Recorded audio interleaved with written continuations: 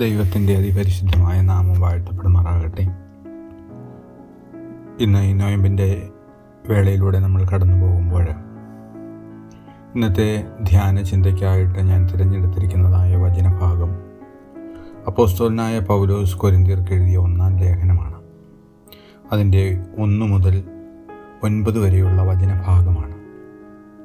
എന്നാൽ ഒരധ്യായത്തിൻ്റെ 1-ാം അധ്യായം എന്ന് പറയുമ്പോൾ അത് തികച്ചും അഭിമുഖം മാത്രമാണ് അതിലുള്ളത്. അതിൽ വചനം സംസാരിക്കാനായിട്ട് വളരെ കുറച്ചൊരു ഭാഗം മാത്രമേ ഉള്ളൂ. എന്നാൽ ഇങ്ങനെയൊരു ലേഖനം എഴുതാനുണ്ടായ സാഹചര്യം എന്താണ്? അത് നമ്മൾ പഠിക്കുന്നത് എപ്പോഴും നല്ലതായിരിക്കും. പൗലോസ് കൊരിന്ത്യ സഭയിൽ 1.5 വർഷക്കാലമാണ് അദ്ദേഹത്തിൻ്റെ ദൈവിക ശുശ്രൂഷകൾ നടത്തിയിരുന്നത് എന്നാണ് ചരിത്രം നമ്മളെ പഠിപ്പിക്കുന്നത്. ഇവിടെ നമുക്ക് കാണുവാനായിട്ട് സാധിക്കുന്നത് ഈ 1.5 വർഷം കൊരിന്ത്യ സഭയിലായിരുന്ന പൗലോസ് അവിടെ എപ്രകാരമാണ് തൻ്റെ പ്രവർത്തനങ്ങൾ നടത്തിയതിനെപ്പറ്റി എന്നും അതിനുശേഷം അവിടം വിട്ട് പോന്നതിന് ശേഷം ആ സഭയെ ഓർത്ത് അവിടെ ഉള്ള ജനങ്ങൾക്ക് വേണ്ടി എഴുതിയ ഒരു ലേഖനമാണ് ഈ 1-ാം അധ്യായവും 2-ാം അധ്യായവും. 1-ാമത്തെ അധ്യായം ആമുഖമാണ് എന്ന് നമുക്ക് കാണുവാനായിട്ട് സാധിക്കും. വചനം പഠിക്കുന്ന ഏതൊരു കൊച്ചുകുട്ടിക്കും വളരെ വ്യക്തമായിട്ട് മനസ്സിലാക്കത്തക്ക രീതിയിലാണ് ഇവിടെ ഇത് പ്രതിപാദിച്ചിട്ടുള്ളത്. ഇതിൽ നമുക്ക് കാണുവാനായിട്ട് സാധിക്കുന്നത് കർത്താവായ യേശുക്രിസ്തുവിൻ്റെ ജീവിതത്തെ അപ്രകാരം ഒപ്പിയെടുത്ത് തൻ്റെ പ്രവർത്തനങ്ങളിൽ കാണിച്ചിരുന്നു എന്നത് നമുക്ക് മനസ്സിലാക്കുവാനായിട്ട് സാധിക്കുന്നുണ്ട്. എന്നാൽ അപ്പോസ്തലനായ പൗലോസ് ദൈവവുമായിട്ടുള്ള അതിശക്തമായ ഒരു ഉടമ്പടി ഈ വചനഭാഗത്ത് പലയിടത്തും നമുക്ക് ദർശിപ്പാനായിട്ട് സാധിക്കുന്നുണ്ട്. അതായത് അതിൻ്റെ 1-ാമത്തെ വചനം തന്നെ ഇപ്രകാരമാണ് പറയുന്നത്: ദൈവ ഇഷ്ടത്താൽ യേശുക്രിസ്തുവിൻ്റെ അപ്പോസ്തലനായി വിളിക്കപ്പെട്ട പൗലോസും അദ്ദേഹത്തിൻ്റെ സഹോദരനായ സൊസ്തിനോസും കൊരിന്ത്യയിലുള്ള ദൈവസഭയ്ക്ക് എഴുതുന്നു എന്നാണ്. അപ്പോൾ ദൈവത്തിൻ്റെ അതിശക്തമായ ഇടപെടലുകൾ ഈ സുവിശേഷത്തിൽ നമുക്ക് കാണുവാനായിട്ട് സാധിക്കുന്നുണ്ട്. അതിൻ്റെ 2-ാമത്തെ വചനം പറയുന്നത്: ക്രിസ്തുയേശുവിൽ വിശദീകരിക്കപ്പെട്ടവരും അവിടെയും ഇവിടെയും എവിടെയും നമ്മുടെ കർത്താവായ യേശു ക്രിസ്തുവിൻ്റെ നാമത്തെ വിളിച്ചപേക്ഷിക്കുന്ന ഏവരോടും കൂടെ വിളിക്കപ്പെട്ട വിശുദ്ധന്മാർക്കും തന്നെ എന്നാണ് എഴുതിയിരിക്കുന്നത്. അതായത് ഈ വചനം എഴുതിയിരിക്കുന്നത് കൊരിന്ത്യ സഭയ്ക്കാണ് എങ്കിൽ തന്നെ അത് അവിടെയും ഇവിടെയും ഇന്നും എന്നും എപ്പോഴും നമ്മൾക്ക് കൂടെ വേണ്ട ഒരു വചനമായിട്ടാണ് ഇവിടെ പ്രതിപാദിച്ചിരിക്കുന്നത്.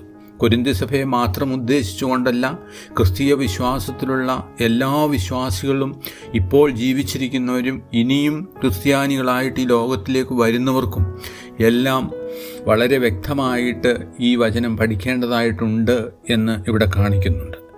നമ്മുടെ പിതാവായ ദൈവത്തിങ്കിൽ നിന്നും കർത്താവായ യേശു ക്രിസ്തുവിൽ നിന്നും നിങ്ങൾക്ക് കൃപയും സമാധാനവും ഉണ്ടാകട്ടെ എന്നാണ്. കർത്താവായ യേശു ക്രിസ്തുവിൽ നിന്നും മാത്രമേ നമുക്ക് കൃപയും സമാധാനവും ലഭിക്കുകയുള്ളൂ. അതായത് കൃപയും സമാധാനവും എന്ന് പറയുന്നത് എന്താണ്? കൃപ എന്ന് ചോദിച്ചാൽ അർഹിക്കാത്തതായ അവസരങ്ങൾ അല്ലെങ്കിൽ അർഹിക്കാത്തതായിട്ടുള്ള നന്മകൾ നമുക്ക് ദൈവത്തിൽ നിന്ന് ലഭിക്കുന്നതിനെയാണ് നമ്മൾ കൃപ എന്ന് വിശേഷിപ്പിക്കുന്നത്. എന്നാൽ കൃപ എന്ന് പറയുന്നത് ദൈവത്തിൽ ഊന്നിക്കൊണ്ട് ഓരോ നിമിഷവും അവൻ നമ്മുടെ ജീവിതത്തിൽ നടത്തുന്ന വഴികളെ ഓർത്ത് നന്ദിയുള്ളവരായിട്ട് ഈ ലോകത്തിൽ ആയിരിക്കുക എന്നതാണ് ഇവിടെ നമ്മളോട് ഈ അപ്പോസ്തലൻ പറയുവാനായിട്ട് ശ്രമിക്കുന്നത്. സമാധാനം എന്ന് പറയുന്നത് കർത്താവായ യേശു ക്രിസ്തു ഈ ലോകത്തിലേക്ക് വന്നത് തന്നെ സമാധാനമാണ്. നമ്മുടെ ജീവിതത്തിൽ നാം എന്തൊക്കെ നേടിയെന്ന് പറഞ്ഞാലും അതിൽ സമാധാനമില്ല എങ്കിൽ നമ്മുടെ ജീവിതത്തിന് ഈ ലോകത്തിൽ യാതൊരു വിധത്തിലുള്ള അർത്ഥവുമില്ല. അപ്പോൾ സമാധാനം ലഭിക്കുക എന്നത് ക്രിസ്തുവിലൂടെ മാത്രമാണ് നമുക്കത് സായിത്തമാക്കുവാനായിട്ട് സാധിക്കുന്നത്. ഇതിൻ്റെ 4-ാമത്തെ അധ്യായത്തിൽ 4-ാമത്തെ വചനം ഇപ്രകാരം പറയുന്നു: നിങ്ങൾക്ക് ക്രിസ്തുയേശുവിൽ നൽകപ്പെട്ട കൃപ നിമിത്തം ഞാൻ എൻ്റെ ദൈവത്തിന് നിങ്ങളെക്കുറിച്ച് എപ്പോഴും സ്തോത്രം ചെയ്യുന്നു. അതായത് നമുക്ക് ലഭിച്ചിരിക്കുന്നതായ നന്മകളെ ഓർത്ത് നമുക്ക് വേണ്ടി പ്രാർത്ഥിക്കുന്നതായിട്ടുള്ള ഒരു അപ്പോസ്തലനെയാണ് പിന്നീട് കാണുവാനായിട്ട് സാധിക്കുന്നത്. അതായത് കൊരിന്ത്യ സഭയിൽ അത് ഏറ്റവും കൂടുതലായിട്ട് നമുക്ക് കാണപ്പെട്ടിരുന്നത് അതൊരു വാണിജ്യ സ്ഥലമായിരുന്നു. വാണിജ്യത്തിന് വേണ്ടി അനേകമായിരം ആളുകൾ ഈ കൊരിന്ത്യ സഭയിലോട്ട് എത്തിക്കൊണ്ടിരുന്നു. അതായത് അതിൻ്റെ ഭൂമിശാസ്ത്രപരമായ ഇത് കാണുമ്പോൾ 3 തുറമുഖങ്ങളുള്ള ഒരു ഇടമായിരുന്നു കൊരിന്ത്യ. ഈ കൊരിന്തിയിൽ അന്ധവിശ്വാസങ്ങളും അനാചാരങ്ങളും നടമാടിയിരുന്നു എന്നത് വചനത്തിലൂടെയും ചരിത്രത്തിലൂടെയും നമുക്ക് പഠിപ്പാനായിട്ട് ഇടയാകുന്നുണ്ട്. കൊരിന്ത്യ സഭയിൽ ഏറ്റവും കൂടുതൽ ദേവദാസി സമ്പ്രദായം നിലനിന്നിരുന്നു എന്നതാണ് നമുക്ക് കാണുവാനായിട്ട് സാധിക്കുന്നത്. ഏറ്റവും മ്ലേച്ഛമായ രീതിയിൽ അവിടെ വാണിജ്യത്തിനോടൊപ്പം തന്നെ ഏറ്റവും മ്ലേച്ഛതയും ആ ലോകത്തിൽ കടന്നു വന്നിരുന്നതായ സമയത്താണ് പൗലോസ് അപ്പോസ്തലൻ അവിടെ ചെല്ലുകയും അവിടെ ഒരു നല്ല വിഭാഗം ജനങ്ങളെ ദൈവത്തിലേക്ക് കൊണ്ടുവരുവാനായിട്ട് സാധിച്ചു.